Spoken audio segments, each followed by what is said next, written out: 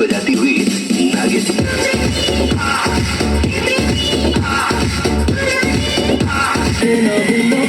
हम कार दे। नमस्कार दोस्तों, आप सभी का स्वागत है हमारे आज के इस नए वीडियो में। तो आज की वीडियो काफ़ी ज़्यादा धमाकेदार होने वाली है क्योंकि आज हम करने वाले हैं एमबी कलेक्शन के 500 वाट क्लास डी एम्पलीफायर बोर्ड की टेस्टिंग। इसकी पूरी अनबॉक्सिंग करेंगे, डिटेल में आपको कनेक्शन बताएंगे और लास्ट में इसकी हम साउंड टेस्टिंग करने वाले हैं। तो पूरी वीडियो आपको शुरू से एंड तक देखनी है। तो चलिए इस वीडियो को शुरू करते हैं। तो इसे मैंने शॉप्सी से मंगाया है और ये मुझे कुछ इस तरह के पैकेजिंग में आया है। अगर मैं इस बॉक्स को खोलूँ तो अंदर मुझे एम्पलीफायर बोर्ड मिलता है और इसके प्रोटेक्शन के लिए इसमें एक थर्माकोल का टुकड़ा भी रखा हुआ है। तो बोर्ड कुछ इस तरह का दिखता है फर्स्ट लुक में। यहाँ पे आप देख सकते हैं इसके ऊपर एक पॉलीथीन चढ़ी हुई है जिसको हम सबसे पहले हटाएंगे और देखते हैं फिर अंदर क्या निकलता है। तो पन्नी हटाने के बाद हमें इसके साथ 3 कनेक्टर मिलते हैं जो कि इसके पावर सप्लाई, साउंड आउटपुट और ऑडियो इनपुट के लिए होंगे। और साथ में हमें एक बड़ा सा बोर्ड मिलता है जिसके ऊपर एक हीट सिंक लगी हुई है। हीट सिंक की बात करूँ तो हीट सिंक तो काफी ज्यादा मोटी लग रही है देखने में, यानी कि ये बोर्ड हीट तो बहुत कम ही होने वाला है। अब अगर मैं इस बोर्ड की टेक्निकल स्पेसिफिकेशन की बात करूं तो ये बोर्ड क्लास डी टेक्नोलॉजी के ऊपर वर्क करता हुआ मिलता है और जिस कंपनी ने इसे बनाया वो क्लेम करती है कि ये बोर्ड हमें 500 वाट तक का आउटपुट दे सकती है। और आज के वीडियो में हम यही जानेंगे क्या ये बोर्ड 500 वाट तक का आउटपुट हमें दे पाएगा या फिर नहीं। अगर कंपोनेंट की क्वालिटी की बात करूँ तो कंपोनेंट की क्वालिटी तो इस बोर्ड में अच्छी लगाई गई है। इस बोर्ड में आउटपुट स्टेज में हमें 2 मॉसफेट का यूज हुआ मिलता है क्योंकि ये क्लास डी एम्पलीफायर है और उस मॉसफेट का नंबर है IRF 260N। इस बोर्ड में मॉसफेट्स को चलाने के लिए 2 IC का यूज किया गया है। एक IC है LM311 और दूसरी है 2153।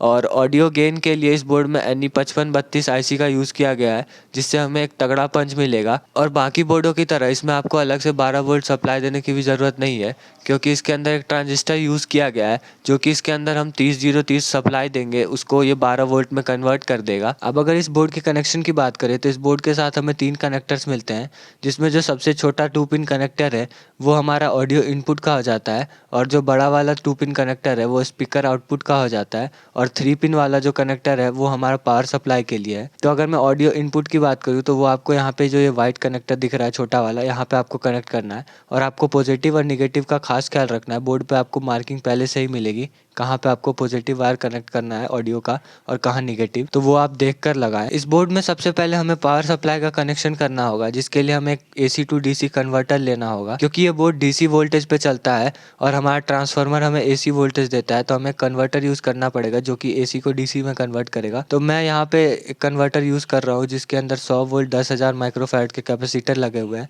आप चाहे तो इससे कम का भी यूज़ कर सकते हैं क्योंकि हम इसमें जो ट्रांसफार्मर की जो वोल्टेज देने वाले हैं वो 30-030 की रहेगी, उससे ज़्यादा हम नहीं देंगे और वो DC में कन्वर्ट होने के बाद 42 वोल्ट के अप्रॉक्स हो जाएगा। तो इस बोर्ड में जो मैक्सिमम आप DC वोल्टेज दे सकते हैं वो 42 वोल्ट है, उससे ज़्यादा आप ना दे तो बेहतर रहेगा वरना आपका बोर्ड ख़राब हो सकता है। आपको यहाँ पे एक चीज़ का खास ख्याल रखना है कि आप जब बोर्ड का कनेक्शन पावर सप्लाई से करें तो आप जो वायर का कलर है वो देखकर कनेक्शन ना करें। जैसे कि रेड कलर हमेशा देखते हैं हम यूजुअली वो पॉजिटिव साइन को डिनोट करता है, तो ज़्यादातर लोग क्या करते हैं कि रेड वाले वायर देख के उसको पॉजिटिव में डाल देते हैं जिससे उनका बोर्ड खराब हो जाता है। आपको बोर्ड के ऊपर जो मार्किंग है वो देख के लगाना है, कनेक्शन करना है क्योंकि अगर आप यहाँ पे देखें तो इसमें भी वायर्स उल्टे हैं। पॉजिटिव वाली साइड पे हमारा ब्लैक कलर का वायर है और निगेटिव वाली साइड पे रेड कलर का वायर है, तो आप कलर देख के कभी भी कनेक्शन ना करें। तो अभी मैं यहाँ पे डायरेक्टली इसे कनेक्ट कर दूंगा, पॉजिटिव को पॉजिटिव के साथ पावर सप्लाई के, निगेटिव को निगेटिव के साथ और ग्राउंड को ग्राउंड के साथ। आपको भी कुछ इसी तरह से कनेक्शन कर लेना है। ध्यान रखें ये उल्टा ना हो वरना आपका बोर्ड खराब हो सकता है, तो इस चीज का आप खास ख्याल रखें। यहाँ पे आप देख सकते हैं AC DC कन्वर्टर का बोर्ड के साथ कनेक्शन हो गया है। अब AC DC कन्वर्टर में हम ट्रांसफार्मर का कनेक्शन करेंगे। तो यहाँ पे मैं 18018 का ट्रांसफार्मर यूज कर रहा हूँ अभी के लिए, लेकिन आपको इसमें जो ट्रांसफार्मर यूज करना है वो 30-030। अभी 30-030 मेरे पास अवेलेबल नहीं है इसलिए मैं 18018 यूज कर रहा हूँ। अगर आपको इसकी फुल पोटेंशियल आउटपुट चाहिए तो उसके लिए आपको इसमें 30-030 10 से 15 एम्पियर का ट्रांसफार्मर लगाना होगा। तो यहाँ पे मैं आपको एक बार वोल्टेज चेक करवा देता हूँ। तो आप देख सकते हैं पॉजिटिव का 25 वोल्ट और निगेटिव का भी यहाँ पे 25 वोल्ट के आसपास आ रहा है, तो इससे हमारे बोर्ड तो आसानी से चल जाएगा। तो अब हम इसे कनेक्ट कर सकते हैं एम्पलीफायर बोर्ड के साथ। अब इस बोर्ड में पावर सप्लाई का तो पूरा कनेक्शन हो गया है। अब हम इसमें करेंगे स्पीकर का कनेक्शन जिसके लिए हमें 2 पिन का एक कनेक्टर मिला था बड़ा वाला, वो हम इसमें यूज करेंगे। ऑडियो इनपुट देने के लिए हम छोटा वाला 2 पिन का कनेक्टर यूज करेंगे और इसमें मैं ऑडियो इनपुट देने के लिए ब्लूटूथ पैनल का यूज करने वाला हूँ जिसमें हमारा ये जो ब्लैक कलर का वायर आ रहा है ऑडियो बोर्ड से वो हमारा निगेटिव वायर है और ब्राउन कलर का जो वायर है वो हमारा ऑडियो का पॉजिटिव वायर है। तो ऐसे ही आपको कनेक्शन कर लेना ब्लूटूथ पैनल के साथ। ब्लूटूथ पैनल में जो बीच में वायर होता है वो हमारा ग्राउंड ग्राउंड होता है और दोनों लेफ्ट और राइट वाली साइड पे हमारा ऑडियो का पॉजिटिव वायर होता है। तो क्योंकि एक मोनो एम्पलीफायर है तो आप किसी भी एक चैनल पे इसको कनेक्ट कर सकते हैं, या तो लेफ्ट या फिर राइट, वो आपकी मर्जी है। तो इसकी भी कनेक्शन मैं जल्दी से कर देता हूँ। तो वेल गाइज, यहाँ पे एक प्रॉब्लम आ गई कि जब हमने स्पीकर वगैरह सब कुछ कनेक्ट कर दिया, ऑडियो इनपुट भी दे दिया, तो इसमें ऑडियो आउटपुट नहीं आ रही थी। जब मैंने पास से बोर्ड को देखा तो मुझे पता चला कि इसमें जो मॉसफेट के कनेक्शन हुए थे, यानी सोल्डरिंग जो हुई थी, वो उखड़ चुकी थी। अभी हो सकता है डिलीवरी के टाइम उखड़ गई हो या फिर ये पहले से ही उखड़ा हो, सोल्डर ना हुआ हो, वो मुझे नहीं पता, बट उखड़ी हुई थी। तो जिसके लिए हमें इस बोर्ड को पूरा खोल के फिर से इसमें सोल्डरिंग करनी पड़ेगी। तो एमबी कलेक्शन से मैं यही रिक्वेस्ट करूंगा कि आप जो डिलीवरी करते हैं उसमें आप और प्रोटेक्शन ऐड कर सकते हैं कि ऐसी चीज़ें ना हो, या फिर आप जब क्वालिटी चेक करवाते हैं अपने प्रोडक्ट्स का तो आप इस चीज़ का ख्याल रखें कि ऐसी छोटी छोटी दिक्कतें ना आए, ताकि यूजर्स को एक अच्छी सर्विस मिल सके आपके तरफ से। तो फाइनली आप देख सकते हैं यहाँ पे मैंने इसकी हीट सिंक हटा दी है और अब हम इस पे दोबारा से सोल्डरिंग करेंगे ताकि ये बोर्ड चल सके। तो अब मैंने इसमें सोल्डरिंग कर दी है और अब ज़्यादा चांसेस है कि ये बोर्ड दोबारा से चल जाए। तो अब इसमें हीट सिंक माउंट करने से पहले मैं इसमें थोड़ा सा हीट सिंक कंपाउंड लगा लूंगा ताकि हीट का ट्रांसफर अच्छे से हो, और फिर हम इसमें हीट सिंक ऊपर से लगा देंगे। तो यहाँ पे मैंने मॉसफेट्स को तो माउंट कर दिया है इस हीट सिंक के साथ, लेकिन पहले मैं एक बार इसको चेक करना चाहूंगा ताकि मेरे को दोबारा ये सारी चीजें फिर से ना करनी पड़े। तो मैं इसमें एक बार साउंड प्ले करके देखूंगा कि इससे हमें आउटपुट मिल रहा है या फिर नहीं मिल रहा है।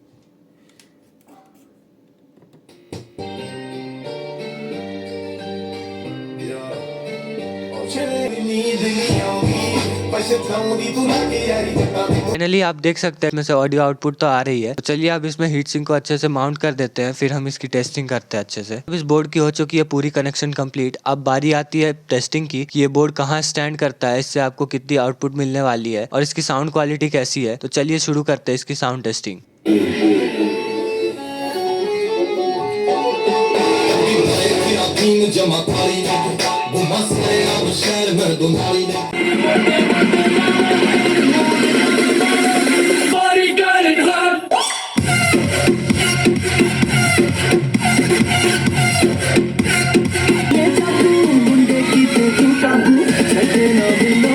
हम कार दे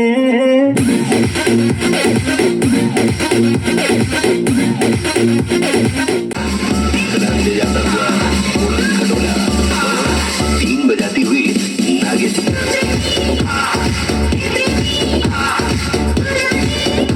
करके दी हुण नींद नहीं आउंदी पछताउंदी तू लागे यारी ता मुंडी ना फिरे रोंदी नी गड्डियां ट्रैक ते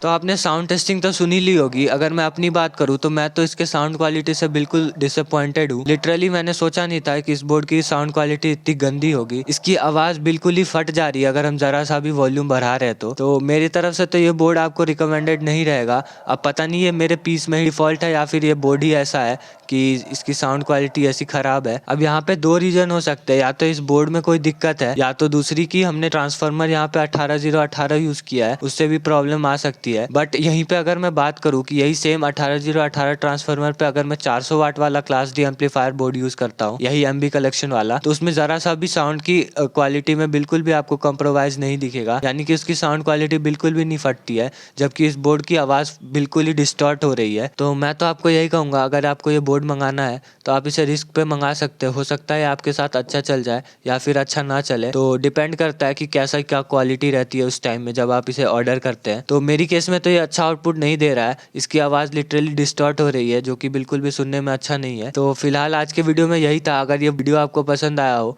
तो आप हमारे वीडियो को लाइक करें, और हमारे एफर्ट्स के लिए आप इस चैनल को सब्सक्राइब भी कर सकते हैं, क्योंकि ऐसा ही सच का खुलासा हम आगे भी आपके साथ करते रहेंगे। तो आज के वीडियो में बस यही था। मैं मिलता हूँ आपसे एक नए वीडियो के साथ में, तब तक के लिए बाय बाय।